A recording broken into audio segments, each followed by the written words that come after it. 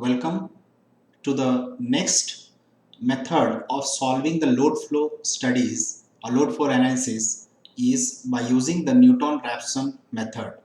So today's class we are going to see the Newton-Raphson method. So if you have a set of n number of non-linear equations with a total of n variables x1, x2 and xn, then we can write a set of n functions. So these functions are non-linear equations having a variable x1 to xn and total number of equations are n. So number of equations is equal to number of variables. However, the system of equation is non-linear. Now we can take this constant term this side to make another set of equations g1 to gn, so that on the RHS side we can get a value of 0. Then we can have a n set of equation g1, g2 to gn, which is equal to the function f1 minus eta 1, function f2 minus eta 2 and function n to x eta n. So we are having a n set of another set of equations. Now you have to assume an initial estimate of n variables. So like what we have done in Gauss-Siedel method, here in Newton-Raphson also we will be assuming an initial values of all the variables x1 to xn with at the 0th iteration or the initial values, and then after every iteration we are going to add some amount of correction in their values to get the correct estimate of the solution. So after the end of the first iteration we are going to add the correction delta x to the values of the initial estimate. So this 0 will become 1 after the first iteration. Then x1 star, x2 star and xn star are basically the estimate of the solution.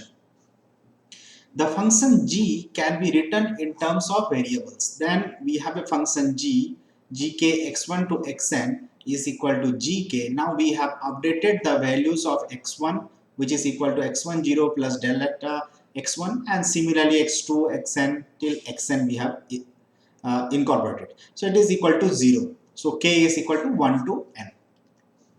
Now if we expand the equation in Taylor series format around the nominal values of x1 0, x2 0 to xn 0 and neglect the second and higher order term of the series. So we are going to expand the equation, above equation, in Taylor series format, and the second term and the higher term we are going to neglect.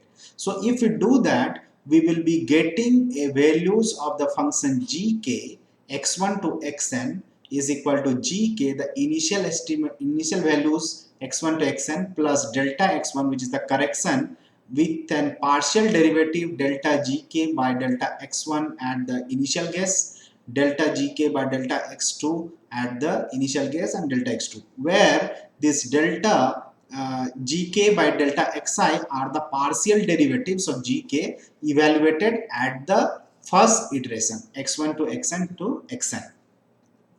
Then if we write that equation in the vector matrix format, so all the partial derivatives we have written in the 0th iteration and all the variables we have written in the vector format, then we are getting a value of 0 minus the function. So 0 minus the g1, g2 and gn function. Now we will be introducing a term which is known as the Jacobian matrix, which is basically a square matrix of partial derivatives. So the square matrix of partial derivatives is known as the Jacobian matrix. So here this derivative matrix, which is a square matrix, we can take the inverse on this side to find out the variable of delta x1 to delta xn. So delta x1 to delta x2 to delta xn we can get if we find the inverse of the Jacobian matrix multiplied with the function delta g1, delta g2 to delta gn. So we are introducing this term Jacobian matrix. Now, Taylor series is truncated by neglecting the second and higher order term that we have done before also. We cannot expect to find the correct solution at the end of the first iteration. Since we are neglecting the second and the higher term, we will not get the correct solution at the end of the first iteration. Then we have to iterate it for the second term, and third iteration and the fourth iteration and so on till the system is converging. So x1 at the end of the first iteration, we have the initial value x1 0 plus delta x1, which is the correction. Similarly, x2 1, we can add x2 0, that is the initial guess, plus delta x2 0, and similarly till xn. So this is after the end of the first iteration. These are then used to find Jacobian first iteration and delta gk at the first iteration for k equal to 1 to n. Now we can find delta x2 to delta xn after the first iteration and subsequently find x2 to xn, that is the updated values of the variable x2 to xn. The process continues till delta gk for k1 to n become less than a small quantity. So now the real load flow studies will start using the Newton-Raphson method. So we have a Jacobian matrix J which is multiplied with a vector. Now let us see the vector how we are forming. So here in the first part of the vector we have put the angle delta, which is the phase angle of the buses, voltage of the buses. Then we have delta V2 by magnitude of all the voltages. So this if we divide this vector into two format, here we have the phase angle delta and here we have the voltage V. So Jacobian multiplied with this matrix, we will get into the two format. On the upper end, we are going to get the real power delta P, and at the down we are going to get the reactive power delta Q. So if we reduce this format of matrix J, then J is multiplied with two ends. One is the value of delta, that is the phase angle, and then we have the values of delta V divided by the magnitude of the voltage Vi is equal to, we will be having delta P, that is the power, real power correction, and delta Q, that is the reactive power correction. Then this Jacobian matrix is divided into sub-matrix to make it easy to obtain the values. So if we know that Jacobian matrix is a square matrix, so if we divide this into 2 cross 2 matrix, we can divide, so J11, J12, J21 and J22. Size of the Jacobian matrix will be n, that is the number of buses, plus np, that is the number of PQ bus, minus 1 into n plus np minus 1. So we can see that for any n bus system, having a np number of PQ buses, we can obtain the size of the Jacobian matrix. Now each element of the Jacobian matrix J11, J12, J21 and J22 will have its individual size. The J11 will have a size of n1 minus 1 into n1 minus 1, where n is the number of buses. J12 will have a size of n minus 1 into np. J21 will have a size of np into n minus 1, and J22 will have a size of np into np. Then these elements J11 to J22 we can easily obtain by J11 is the partial derivatives of the real power P2 by the phase angle delta. So here J11 we are obtaining the partial derivatives of the real power with respect to the phase angle, and J12 we can obtain as the voltage magnitude multiplied with the partial derivative of power, real power, with the magnitude of the voltage. J21 we can obtain as the derivative of the reactive power with respect to phase angle, and J22 we can obtain as the multiplication of the voltage magnitude and the derivative of reactive power with respect to voltage. Now here where buses will go from 2 to n, because one is a slack bus. So one is a slack bus. Here bus will go from 2 to n. So here also 2 to n plus 1 will go. Okay, then we'll go for the load flow algorithm using Newton-Raphson method. So Newton-Raphson method procedure will be following in some steps. Step number 1, choose the initial values of the voltage magnitude at the zeroth value or the zeroth iteration for all NP load buses and n-1 angle delta of the voltage of all the buses except the slack bus. So slack bus is basically the reference bus whose angle will be 1 angle 0 1 per unit. Okay, step 2, use the estimate, that is the at the zeroth value and the phase angle, to calculate a total of n-1 number of injected real power P calculated and equal number of real power mismatch. Same process we have to follow for the reactive power also. So reactive power injected and reactive power mismatch we will be calculating. So step 2 is for the real power, step 3 is for the reactive power, and step 1 is choosing the initial values. Step 4, estimate the voltage and phase angle to form the Jacobian matrix J0 at the zeroth iteration. Step 5, solve equation for the phase angle and the voltage delta V at the zeroth iteration divided by the voltage magnitude at the zeroth iteration. Then obtain the updates. So phase angle update delta is equal to the initial value of delta plus delta delta, that is the update, and V magnitude of the voltage at the first iteration is the initial values multiplied with 1 plus delta V by delta V0.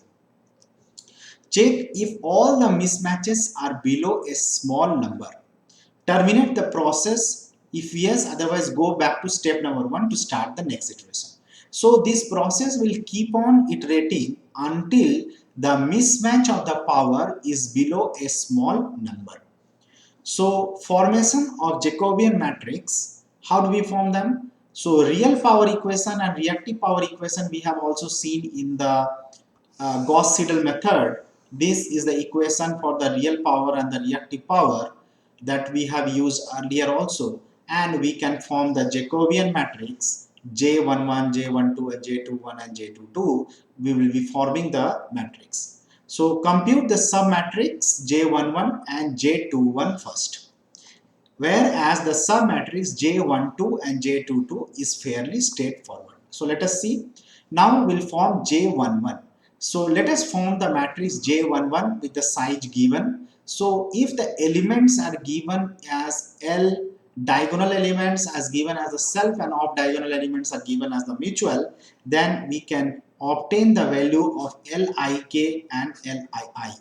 So Lii means all the diagonal elements and Lik means all the off diagonal elements. So the diagonal elements if you obtain, then it is the derivative of the real power with respect to phase angle for the bus I, and if for both I here, and if we are obtaining the off diagonal elements, it is the derivative of the real power Pi with respect to the phase angle of kth bus. Then if we do that, we can obtain these values, which is the final value. So if we put the values here, we can easily obtain the matrix. Then J21 element is basically, again if we divide the element in terms of M, then here also Mii is all elements which are in diagonal in nature, is the reactive power derivation with respect to delta I, and Mik is basically the off diagonal elements, which is the derivative of the reactive power with respect of the ith bus with respect to the phase angle of the kth bus. So this is the values, and we have to remember and to find the values of J21. Now J12 is pretty straightforward. So if we can obtain the values of Nik and Nii, so Nii, the elements are basically the diagonal elements, is the product, is the multiplication of the voltage of the ith bus divided into the derivative of the real power Pi with respect to the magnitude of the voltage. So this is the final solution which we can use it. And here if you want the values of Nik, that is the off diagonal elements, we can use these values.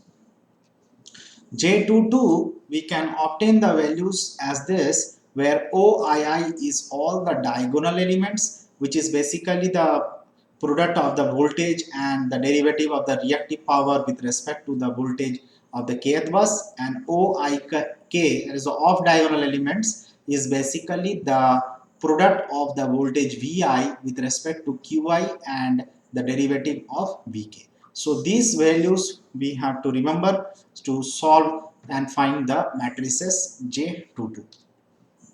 Now let us see the solution of Newton-Raphson load flow problem. In the earlier problem, whatever we have solved for the Gauss-Seidel method, the same problem we are going to solve now for the Newton-Raphson method, and then we are going to compare. So first you obtain the element L23 for the 0th iteration. So if you do that, you have the minus B23, so the values will come minus 4.8077 when we know all these values. Then Q2 at the 0th values will be having a formula of this when we take the derivative and put them into the values. So we will get a value of minus 0.6327. Then we'll find the values of L22 at the 0th iteration. So the formula we are going to use, and these the values 18.8269.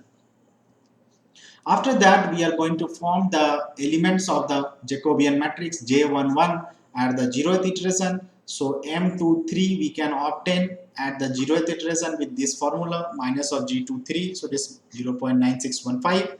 Then we can find the real power P20 with this formula, putting it in the formula of this. So here we'll get minus 0.1115. Finally, M22 we can find as this values equal to minus 3.7654. So after that, if we consider the matrix M in these values of a 4 cross 4 matrix, and then we can form J21 and J12. So J21 is basically M with rows 1 to 3. So 1 to 3 is basically indicates the rows, and 1 to 4 is indicates the columns. So here if you see this, the first, second, third and the fourth row. So here we have 1 to 3. So this we will be taking 1 to 3 and will go from 1 to 4 columns. So these values together will form J21, and if you want to form J12, so it will take 1 to 4 row. So this 1, 2, 3 and 4, and we'll get 3 columns. So we can have 3 columns. So these will form the elements of J12. Then we can form J21 from this matrix, and J12 as we have seen here how to form from the M matrix. Hence we have formed the M matrix. So we can easily form J21, J12, J22. Okay, then we can find the initial conditions of the power, real power and the reactive power. So that is for the 0th iteration of the initial values are these values we can obtain from the formula of calculated, and the mismatch we are going to find from the tabular format. So this is the mismatch of the power in real power and the reactive power. So the update at the end of the first iteration. So after the first iteration, we are going to find the update. So the phase angle delta 2, delta 3, delta 4 and delta 5 for the buses 2 to 5, we can obtain as this much degree, and the voltage magnitude for the buses 2 to 4 we are going to obtain is this much, because fifth bus is a generator bus whose voltage we have already been given, and 1 is a slack bus, so delta 1 will be 0 degree. So this is the solution after the end of the first iteration. So after the 7 iteration, the solution will converge when all delta p and delta q are below 10 to the power minus 6. So if the mismatch between the power delta p and delta q, mismatch of the power, real power and the reactive power, is less than 10 to the power minus 6, then we can stop the iteration, and this problem will stop after 7 iteration and the solution will converge. So let us compare the load flow result conclusions. See, both Gauss-Seidel and Newton-Raphson method yields the same result. Newton-Raphson method converge faster than the Gauss-Seidel method. So if you are going by Gauss-Seidel method or Newton-Raphson method, both will yield the same result, as we have seen in the problem that we have solved by the both the methods. However, Newton-Raphson method is converging fast. We have seen that it converges at 7 iterations, whereas Gauss-Siedel method take non-number of iterations. We have seen 860 iterations. Total power generated is 174.6 megawatt, whereas total load power is 171 megawatt. So line loss is 3.6 megawatt for all lines put together. Now we are going to fill up the table that we have. So bus voltage, power generated and load after load flow convergence. So these all the buses 1 to 5, we are going to obtain the bus voltage, power generated and the load power for the real power and the reactive power, real power and reactive power for the generator bus and the load bus, and the bus voltage, magnitude and phasor.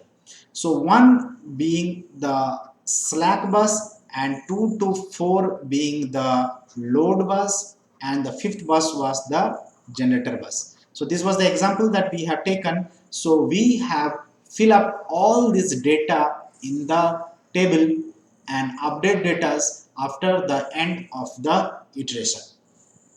Now we have to find the losses and the current flowing throughout the system. So the current flowing between the buses I and K we can obtain as current between two buses IK is equal to minus of admittance YIK, VI minus VK, I is not equal to K.